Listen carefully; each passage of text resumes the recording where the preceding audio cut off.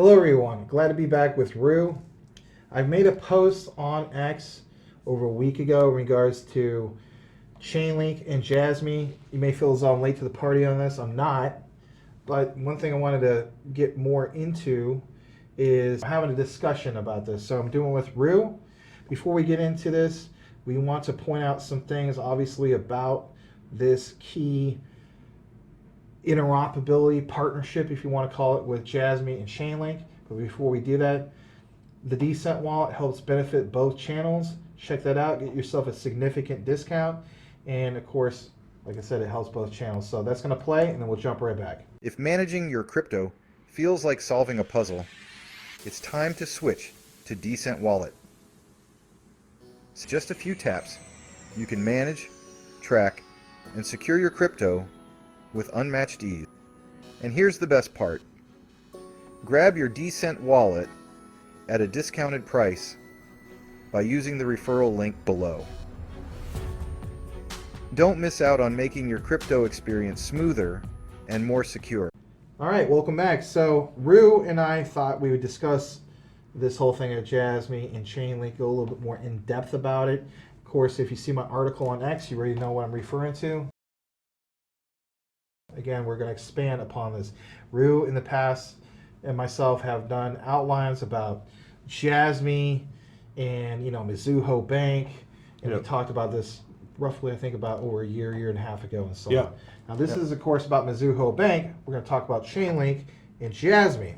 So you guys know for the longest time I was thinking that it would make sense that Jasmy would have, for example, Quant network with interoperability as a solution. Of course, they went with not Quant network, they went with Chainlink. Well, Chainlink provides a sense of interoperability and so on. If anything, it's higher in market cap. And one of the things that's been brought to the attention of the Jasmy community for the longest time, Rue, was they need to specialize if they can or do something about marketing. So one of the things I outlined in my article was the whole topic of marketing. Before I get into that, I want to give you guys a little bit more of my thoughts about the whole thing. Here's a summary of Max's post on X. Jasmy's decision to integrate Chainlink's cross-chain interoperability protocol, CCIP, into its Layer 2 solution, Junction, instead of using Quant Network's Overledger, reflects a strategic choice driven by technical, economic, and ecosystem factors. Chainlink CCIP offers proven security, seamless token transfers between Ethereum and Base, developer flexibility, and alignment with Jasmy's Ethereum-centric IoT ecosystem. This enhances Jasmy token liquidity, ensures data sovereignty, and supports Junction's roll-up-based scaling for high-volume IoT data. Quant, while blockchain agnostic, may not provide the same granular control or immediate fit for Jasmy's needs. Chainlink CCIP is a major win for Jasmy, boosting cross-chain accessibility, security, and developer appeal while aligning with Ethereum's ecosystem momentum. Junction, built with AltLayer's Rollup as a Service and CCIP, addresses Ethereum's scalability issues, reducing costs and increasing transaction speed for IoT use cases. Together, CCIP and Junction enable Jasmy to process IoT data efficiently, grow its ecosystem, and enhance Jasmy token utility, positioning Jasmy as a strong player in the blockchain IoT space. Thanks for listening. Let's get back to Max and Rue. Another reason why I think Jasmy went with Chainlink over, for example, Quant Network, let's face it, again, market cap, more exposure and so on.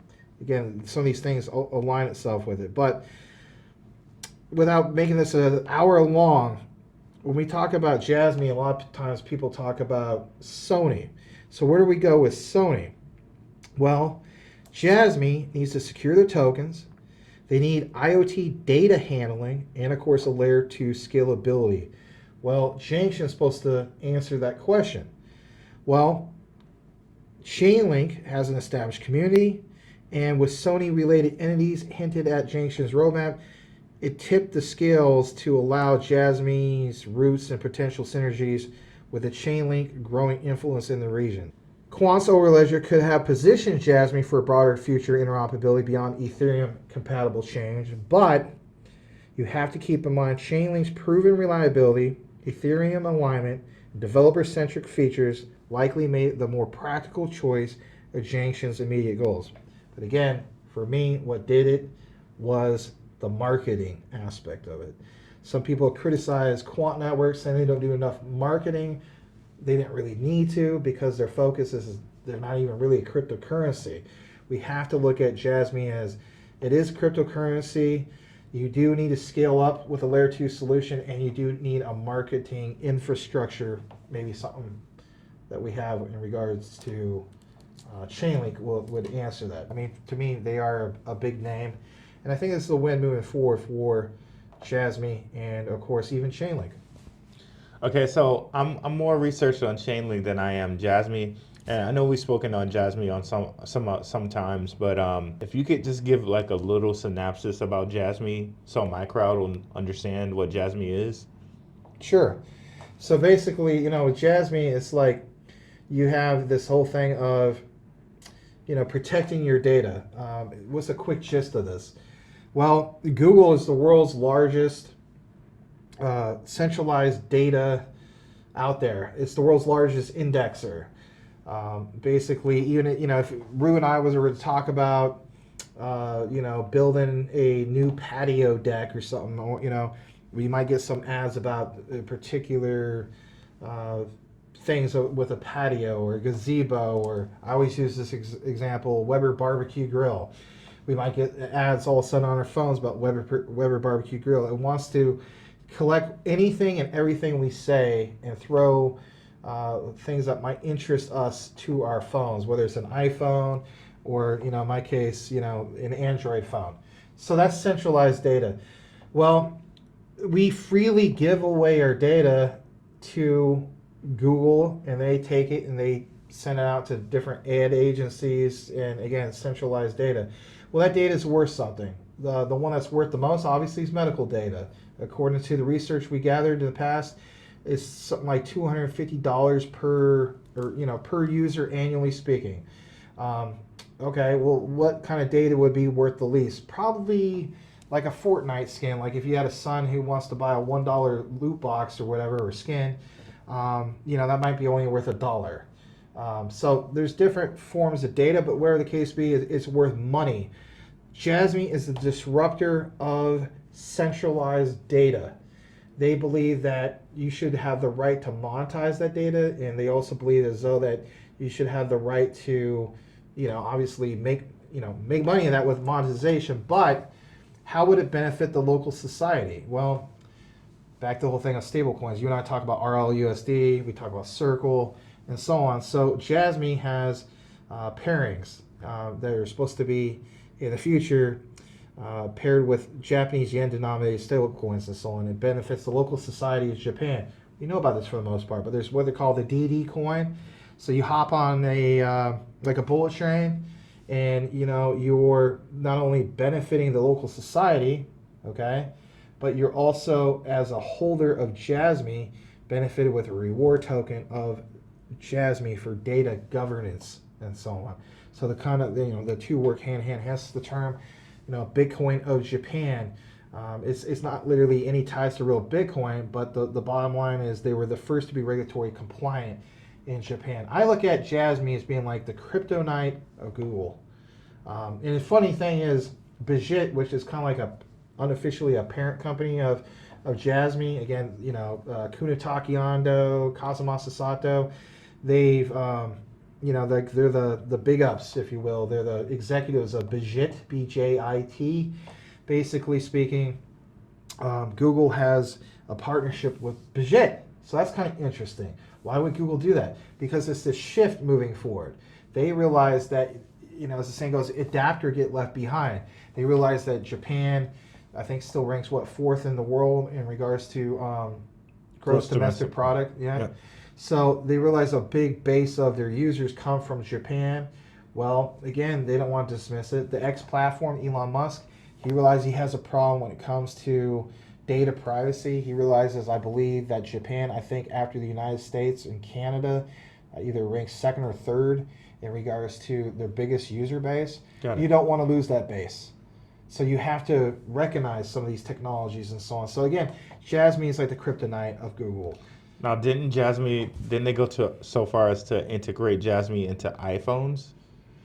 Yeah, there was a rumor about that with Apple iPhones, and what is involved with that is the whole thing of like digital IDs. So there's this thing called a My Number card system, and it's speculative. People are saying that Apple would use like the My Number card system moving forward. Well, when we had our huge pump, I think it was back in December, where we went to I think over 4 cents.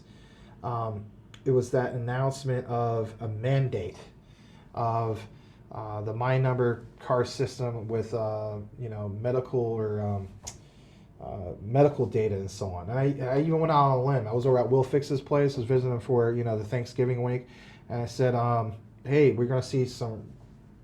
I could almost guarantee we could see price action." I would not normally ever do that, because if you're wrong, everybody points out that you're wrong. But I was right on that, because the way I looked at it was that's a mandate. It was a medical mandate with the My Number card. So I'm like, we've seen the ties of like Jasmy and My Number and so on. This simply makes sense. We would see price action. We saw price action. Some people say that's a coincidence. I use that example of why I put so much emphasis on ISO 222. People feel as though that, well, ISO 222 went live, March, I think it was March 20th of 2023, it technically went live. But I always use the example of, like, you didn't see much price action other than XDC. You didn't see XRP really go up in price. You didn't see Stellar go up in price, but XDC went up in price, went up 70%. So my example is with the mandate for ISO 222, whether it's the US mandate in July, we should see price action for that. We did another video talking about that. Well, what about worldwide, November 22nd, 2025? I know we're kind of derailing all this a little bit, but the point is mandates have weight. They have significance and so on. Gotcha. So Jasmy is part of this bigger picture of their own mandates when it comes to the My Number card system, because it's kind of like, here in the United States, we have the Social Security system. Over there, they have My Number. Again, it's not Social Security card system, but it's the infrastructure that's being out that will be integrated into what is referred to as Web3 moving forward. Mm-hmm. How does Jasmy play a role in that? Again, it's monetizing data compared to not, you and I are freely giving away our data to Google and all these entities, and they're just capitalizing. This is where the saying of data is the new oil. Think about it. It literally was. They already capitalized on this. So they don't want to get left behind. They recognize that Japan is a problem. X.com recognizes. So it's not just Google. So again, that's where Jasmy stands out. So Jasmy, I know it's a long explanation. Jasmy needed to have a layer 2 scaling solution. Junction is part of that mix. Okay, so that's I believe with Optimism. But how do you create that interoperability layer? Why point out? Well, it makes sense. It would be Quant network. They didn't want to go with Quant network. I should have stated this a while back, but other people that study Quant already know this. Whenever you mention Quant, there's always the Chainlink people that'll be like, yeah, we got that solution. We're the king of oracles and so on. A little more than Jasmy, it's like, okay, oracles. Okay, this kind of makes sense. So was this more in line with what Jasmy needed to do? Could very well be. And they went with, for example, Chainlink. And again, they had marketing issues. Okay, Chainlink specializes in marketing. So now, if anything, just on the marketing surface, maybe it makes more sense they went with something like Chainlink. But either way, it's a win. Go ahead. Well, when I think about this, and I think about Chainlink, even Ripple uses Chainlink for pricing, right? So when I think of Chainlink as Oracle, I think of it as a kind of a data oracle. Right. So it's going to oracle in things like prices, things like, okay, well, if you want data to come in and out of the blockchain, you're going to use Chainlink. So when I think of Quant, if I think about it being an over ledger, it's storing different ledgers. So it's going to store like LCX. It's storing that big ledger for that blockchain. It's storing Coinbase. It's storing Stellar. It's storing XRP. So it's storing other huge ledgers instead of marshaling data across two different blockchains. Which, so in that instance, to me, Chainlink is more low level. It's literally kind of just underneath, bringing data to different blockchains, whereas Quant is more high level, where it's like, okay, well, I'm storing all the huge ledgers like between like big huge ledgers, if that makes sense Right. to me. So in that aspect, I would say Chainlink is perfect for like marshaling little pieces of data that Jasmy might need, whereas Quant might actually store Jasmy itself as a ledger onto some network. To me, that's how I kind of view those. And Jasmy could very well indirectly use Quant's technology moving forward and so on, because we talked about, their particular ISO standard of ISO 27001 moving forward, which, let's face it, that's a big deal in itself. I posted a while back with the research that Jasmy could become an ISO standard. Literally after I posted that, I think it was like not even a month or two. It's just like it was kind of interesting. I'm not giving myself credit about that, but I mean, it was just like it just makes sense. Like, yeah, they can become an ISO standard. Why haven't they done it? So they have been, I think, in the background listening, the community, whereas complaints and so on. But Jasmy is so much bigger than just listen to like the complaints of retail. It's like Quant Network is so much bigger than retail. Their focus is not even retail. Ripple, their focus is not on retail. It's the bigger picture and so on. So all I'm saying is, for Jasmy moving forward, I think this is a big win moving forward.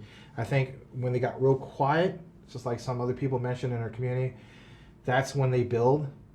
Yep. This is another example that happened once again. When they get real quiet, they do some things. So last year it was Panasonic. This year, so far, it's the whole thing with Chainlink. That is a big deal moving forward. And the other thing, we talked about interoperability. We talked about IoT. So not February, but in January, there was an event. I think it's CLS was referred to. So in January, there was an expo in Los Angeles, LA, in regards to showcasing Sony and Honda's electric vehicle. And there's been a lot of, people say it's speculation, but like, who would do the infrastructure for Sony in regards to these quote unquote IoT, the IoT infrastructure? Well, come on, think about it. You're entering this next era. All right. Well, say what you want, like IoT, there's a Sony car, it's electric vehicle. You got this thing obviously with Honda. So it'd be the first time Sony would break into, autonomous vehicles, electric vehicles, and so on. It's definitely going to compete with the likes of Tesla moving forward. I think this is major moving forward for things like Jasmy, because, again, I mean, there's so much there. What was it called? Wix, or that's not Wix. That's the website. Wits, or I always joke around with you about I'm Jason Horowitz. So yeah, it's Wits. Yeah, I've seen that with Jasmy. Yeah, and then Toyota has a subsidiary, kind of like like Chrysler Corporation has a subsidiary. What is it, Mopar? Those the parts. You got to look at the subsidiary. Like, there will never be official announcement from Toyota with like Jasmy or Sony or anything like that. But it's the subsidiaries. Right, so it's like you kind of got to look at it from that perspective. Well, again, all these things tied to IoT moving forward. In Japan, they have what they call Society 5.0, different goals. Might not be in line with what our goals are here in the United States, but it's a real thing, Society 5.0. Then TSMC, I mean, as you know, right here in Phoenix, $100 billion in the infrastructure, $500 billion, it's $500 billion invested in American infrastructure, because we have a new, what's his name? States we have a new president. If we didn't have that new president, Trump, that Masanobu Yoshida from SoftBank, they wouldn't have bothered. Well, SoftBank is Sony's bank. You and I covered this a while back Yep. together on our collaboration. I'm sure you remember that. Yes. Yeah. So it's like all these things matter for a reason moving forward. Again, the Jasmy token, 99.8, I think it is, percent is in circulation.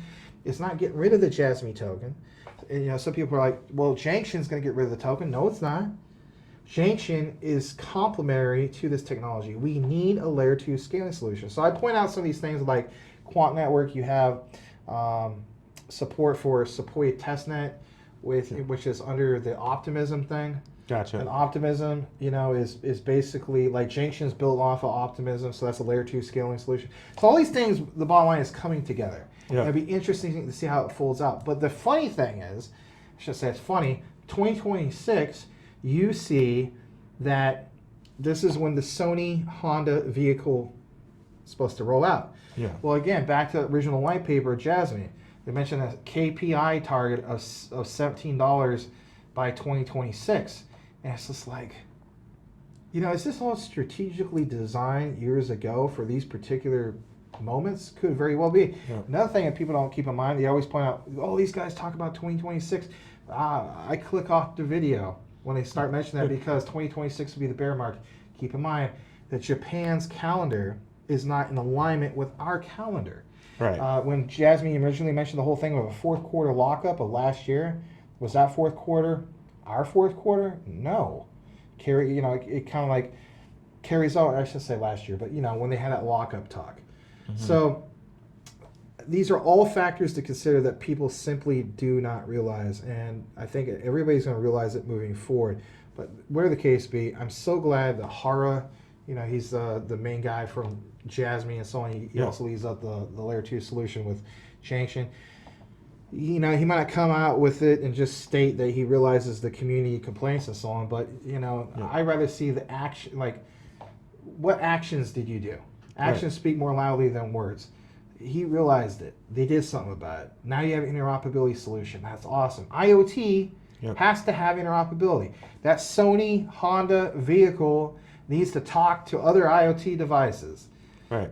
You don't have some kind of interoperability solution. You claim you're Web 3 and you're still stuck in Web 2.5. Come on, man. You have to have something. So they realize that.